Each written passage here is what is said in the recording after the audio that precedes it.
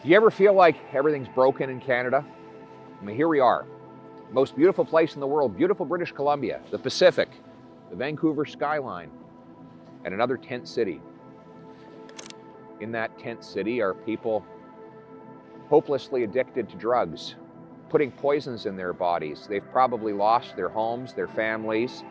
They've lost control of their lives, and they might lose their lives altogether. Just today we learned that British Columbia is on track to have over 2,000 drug overdose deaths this year alone. That is a 300% increase from 2015 when Justin Trudeau took office. These are Canadian citizens who are losing their lives. They could be your sister, your brother, your daughter, your son. They could even be your parents. This can happen to anyone. Many people got hooked on these drugs by taking them first as medications and then increasing their dosage and eventually becoming outright addicts.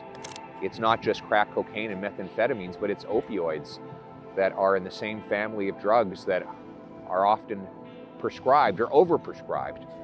But the addictions that we see that have terrorized these people and our communities, they are the result of a failed experiment. This is a deliberate policy by woke, Liberal, and NDP governments to provide taxpayer-funded drugs, flood our streets with easy access to these poisons. This has been tried, not just in Vancouver, but in places like Los Angeles, Portland, Seattle, San Francisco, and always with the same results. Major increases in overdoses and a massive increase in crime. Here in Canada, under Justin Trudeau, we've not only had this 300% increase in overdose deaths in British Columbia, but across Canada, violent crime has increased by 32%.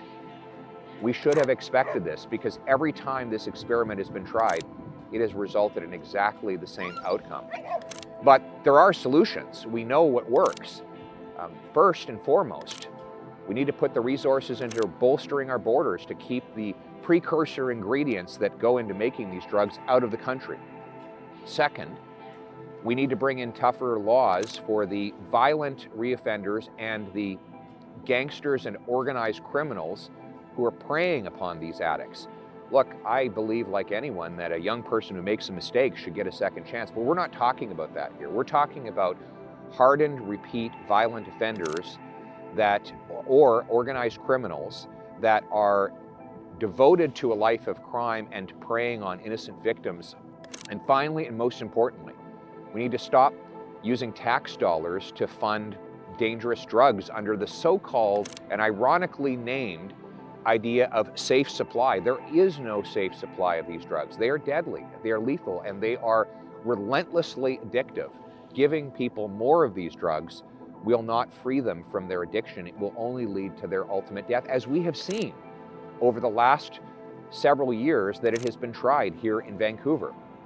Instead, we should put that money into recovery and treatment, detox programs that bring the addict into a facility, help them remove the poisons from their bodies, give them counseling, and help them fix the problems, the underlying psychological problems that got them addicted in the first place. This treatment has been proven to work. In Alberta today, they've managed to cut overdose deaths by almost half by getting people into recovery.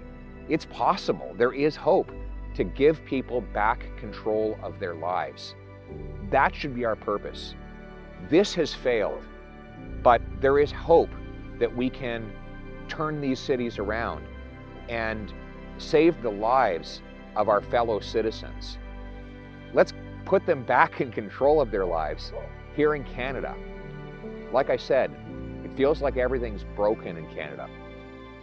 The good news is we're going to fix it.